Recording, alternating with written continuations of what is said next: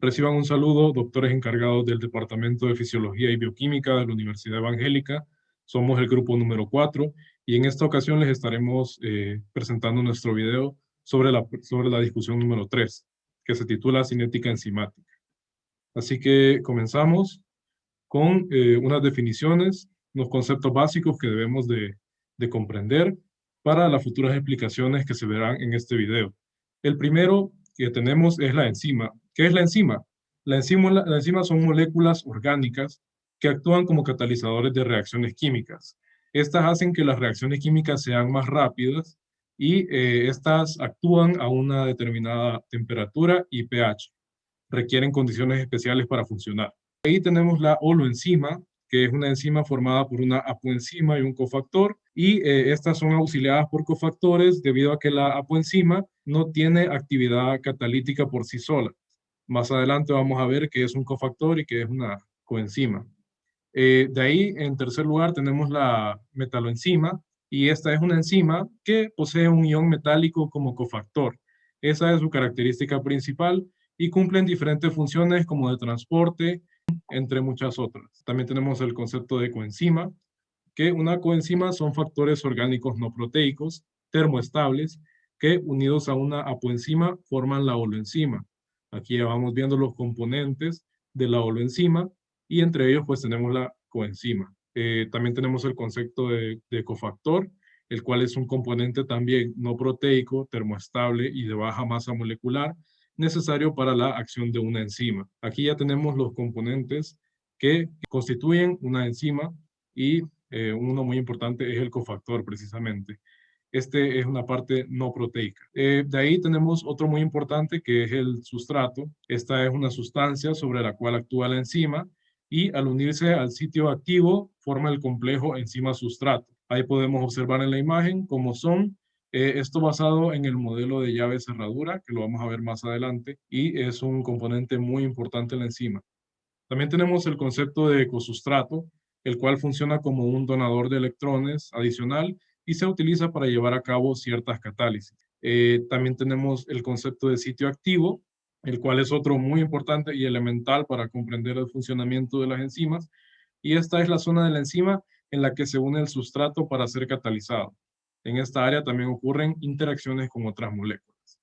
Ya teniendo claras las definiciones, vamos a pasar a la naturaleza química de las enzimas. Como naturaleza química de las enzimas, el análisis de las enzimas obtenidas en forma más pura demuestra que son proteínas. Las enzimas son inactivas a altas temperaturas y en general la cinética de la desnaturalización térmica de las enzimas da resultados muy parecidos a los de la desnaturalización térmica de las proteínas. Si una proteína se calienta por arriba de su temperatura óptima, se inactiva. Esto hace que los enlaces se rompan. Entonces, esto significa que las proteínas pierden su estructura secundaria, terciaria, cuaternaria. Siguiendo con el punto número 3 está la clasificación de las enzimas internacionalmente. Comenzamos con las oxidorreductasas. Estas catalizan reacciones de transferencia de hidrógeno o electrones de un sustrato a otro.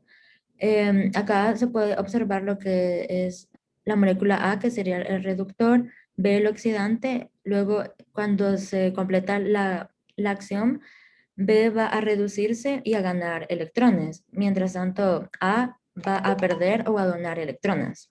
Luego tenemos las transferasas, que son las que catalizan la transferencia de un grupo químico de un sustrato a otro. En las transferencias es importante saber de que la más importante es la enzima transferasa quinasa y que también estas tienen diferentes ejemplos, lo que son los aldehídos, los fosfatos, los ácidos y los glucósidos. Luego tenemos las hidrolasas, que estas catalizan las reacciones de hidrólisis. Estas funcionan con lo que es el agua. El elemento A y B están unidos. Luego, al reaccionar con el agua, van a separarse. Lo que pasaría ahí es que hay una ruptura de enlace, ya puede ser peptídico, entre otros. Hola, mi nombre es Reinaldo Quintanilla y yo seguiría hablando acerca de la clasificación de las enzimas. En cuarto lugar tenemos a las liasas.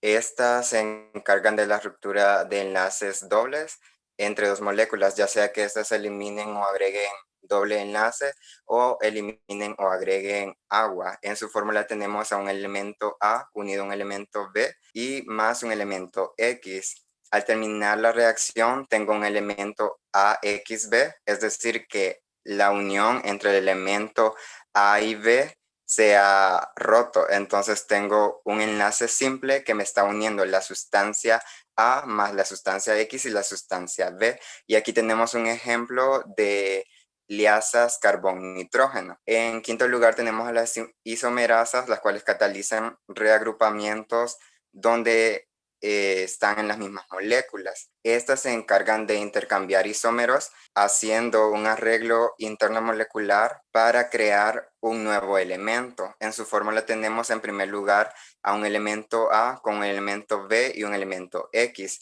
Al terminar la reacción, el ordenamiento es de la siguiente manera. En primer lugar, ahora tengo el elemento X, el elemento A y el elemento B. Es decir, que las isomerasas modifican mi primer elemento para formar un elemento diferente utilizando los mismos materiales. Y como ejemplo tenemos a la glucosa, que al modificarse se convierte en galactosa. Simplemente moviendo uno de sus OHs, la glucosa se convierte y se modifica en galactosa. Y como último en la clasificación tenemos a las ligasas, las cuales, como su nombre lo dice, van a ligar o unir una sustancia, pero estas será a expensas de una tercera molécula que estará rota. En su fórmula tenemos a un elemento A más un elemento B con energía en forma de ATP, que me forma un elemento AB, es decir, que voy a unir dos moléculas utilizando la energía ATP. Entonces, como un ejemplo, tenemos acá dos cuadritos que no están unidos. Voy a utilizar la energía en forma de ATP, libero ADP y esta energía logra unir dos cuadritos. Entonces, al final, formo este elemento. Una enzima recibe el nombre del sustrato sobre el cual actúa. A una parte del sustrato se le agrega el sufijo asa. En pequeñas moléculas llamadas coenzimas se unen a las enzimas para controlar las reacciones. Algunas coenzimas son vitaminas, por ejemplo la vitamina B2, B1, B6.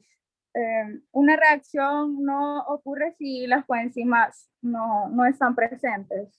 Bueno, yo voy a explicar lo que hacen la participación de las coenzimas. Las coenzimas sirven como transportadores reciclables que transportan muchos sustratos de un punto a otro dentro de las células. Estos tienen doble función. La primera función es estabilizar especies, como átomos de hidrógeno o iones híbridos, ya que estos son demasiado reactivos como para persistir cualquier tiempo importante en presencia del agua o moléculas orgánicas que permean las células. En segundo lugar, sirven como adaptador o mango que facilita el reconocimiento y la unión de grupos pequeños químicos, como el acetato o la glucosa por su enzima blanca.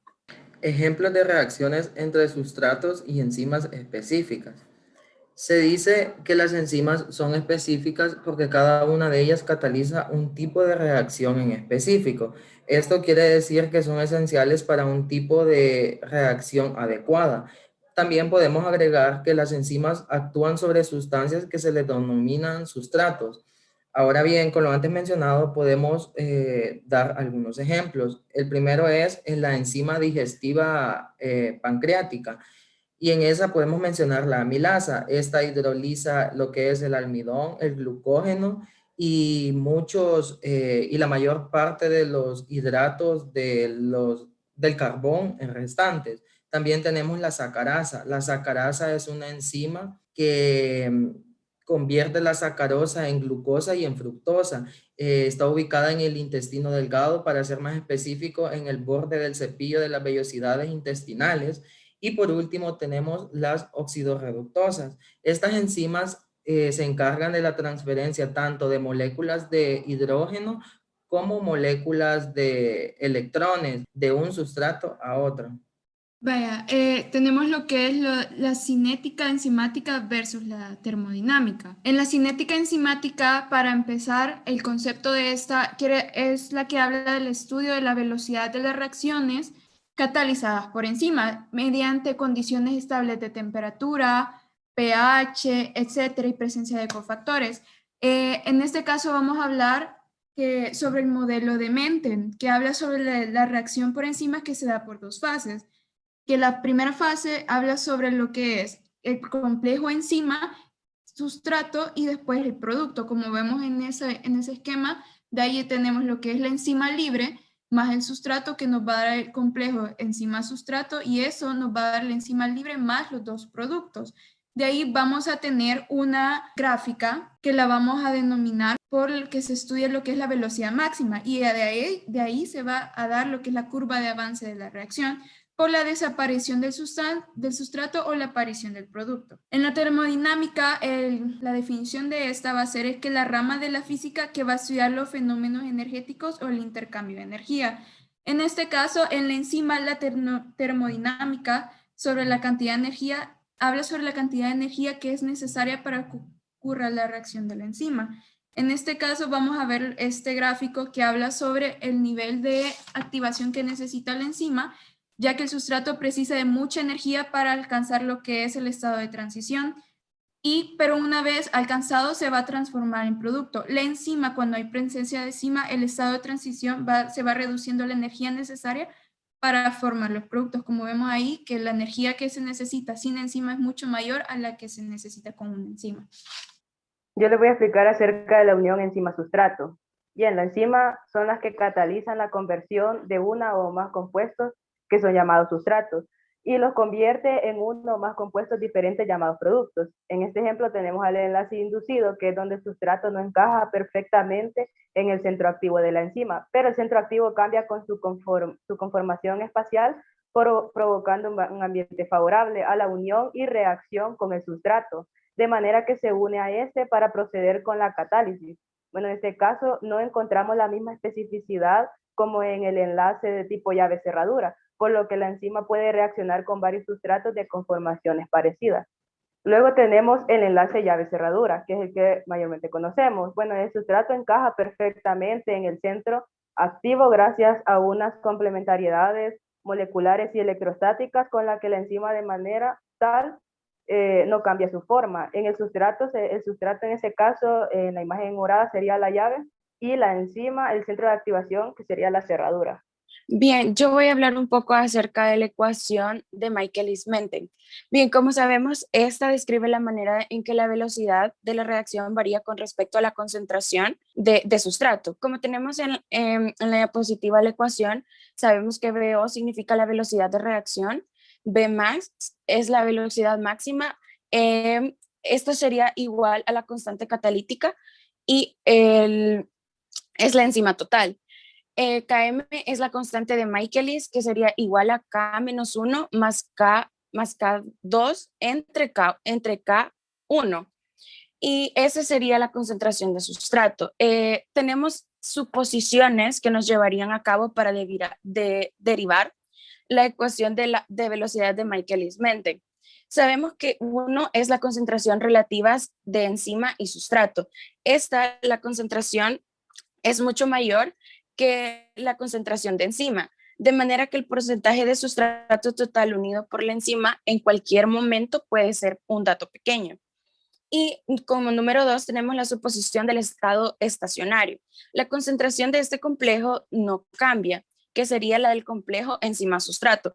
En general se dice que un intermedio es una serie de reacciones que se encuentran en el estado estacionario cuando su velocidad de síntesis es igual a su velocidad de degradación. Y por último tendríamos la velocidad inicial, que estas se usan en el análisis de las reacciones enzimáticas. Esto significa que la velocidad de la reacción se mide tan pronto así como se mezcla en las enzimas del sustrato.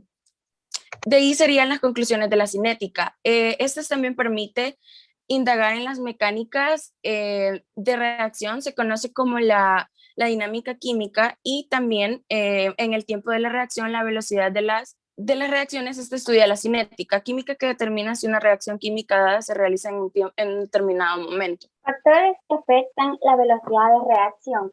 La concentración de sustrato. Esta es una relación directamente proporcional, es decir, a mayor cantidad de sustrato, mayor va a ser la velocidad. Pero cabe recalcar que las enzimas tienen saturabilidad, es decir, tienen un número limitado de moléculas que pueden catalizar.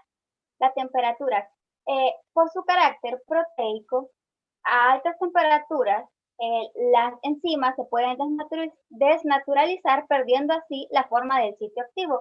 A mayor temperatura, mayor velocidad, siempre y cuando estén los límites compatibles con la enzima. El pH, al igual que la temperatura, puede causar la desnaturalización. Sin embargo, las enzimas no trabajan siempre al mismo pH, como se observa en este gráfico.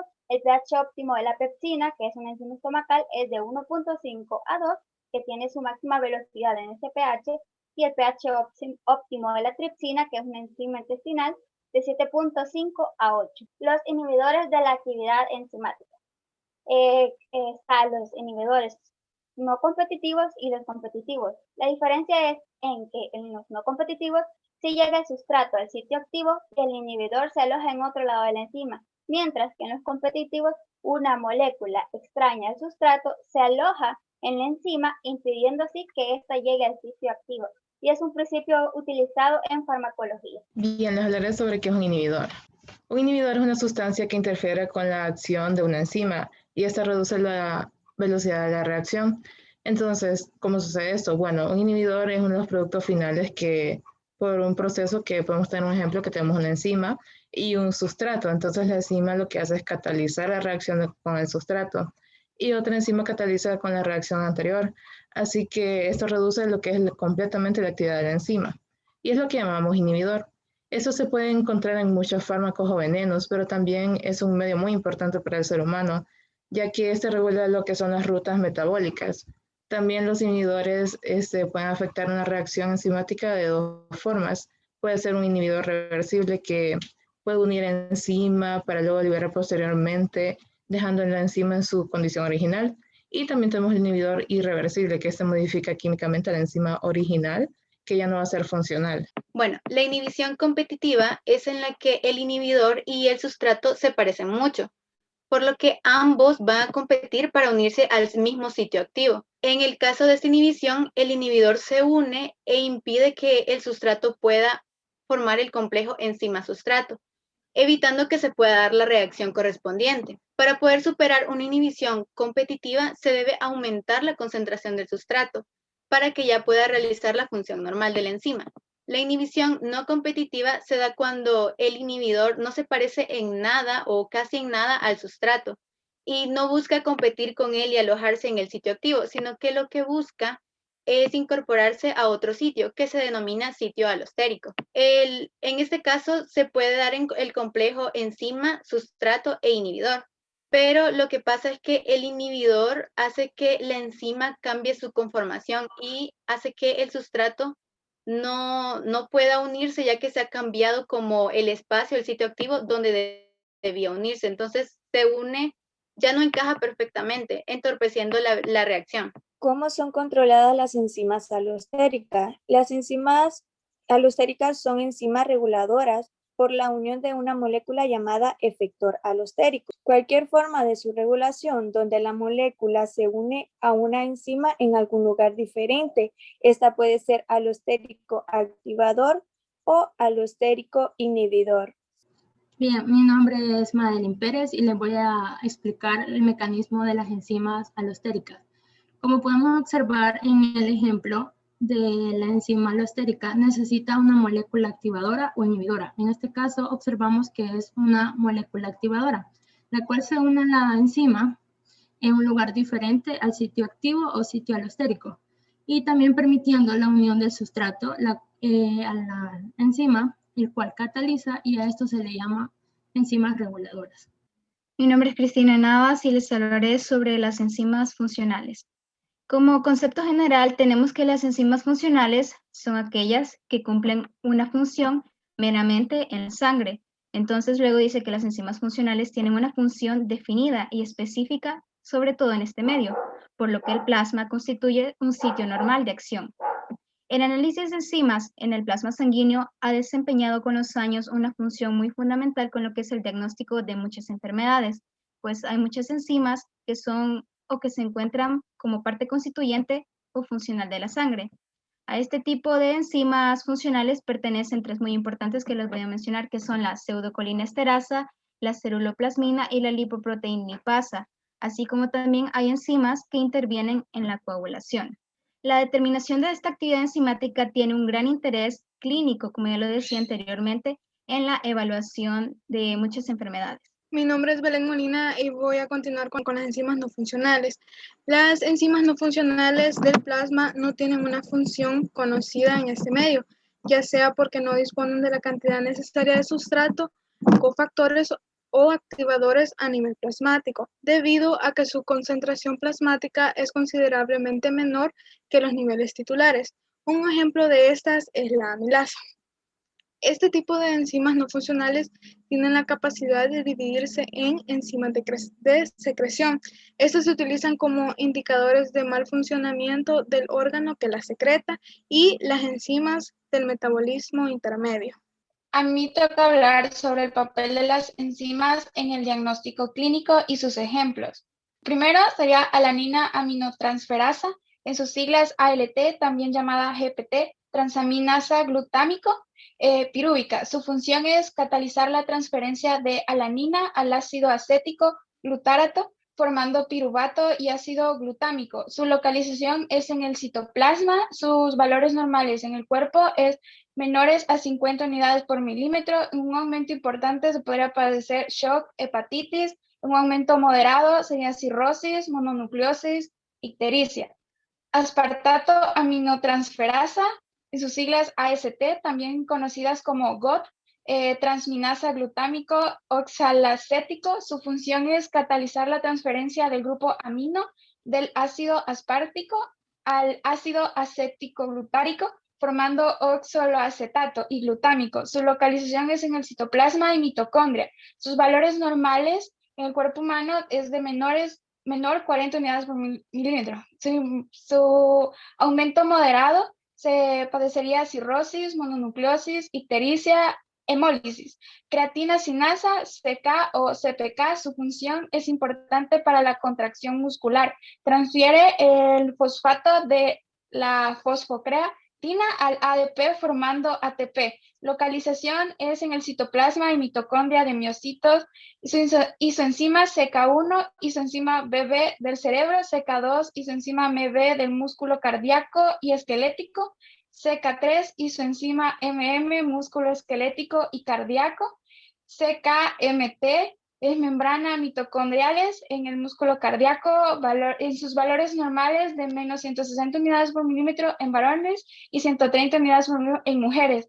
En el aumento importante, infartos de miocardio, en aumentos moderados, miopatías, distrofia muscular, accidentes cerebrovascular, las fosfatasa alcalina, en sus siglas AP, ALP, SAP. Su función es metaloenzima que cataliza la hidrólisis de diferentes ésteres de fosfato, requiere pH alcalino y cofactores, iones, zinc y magnesio. Su localización asociada a membranas, sus valores normales de 85 a menos 190 unidades por mililitro en adultos y 500 unidades por mililitro en niños de desarrollo.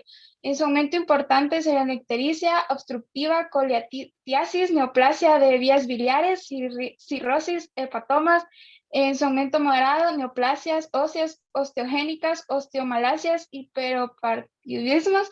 Y la GGTP, su función es catalizar la transferencia de grupos glutamiceterminales de unos péptidos a otros o a aminoácidos. Es importante en el metabolismo de la glutación, la absorción de aminoácidos.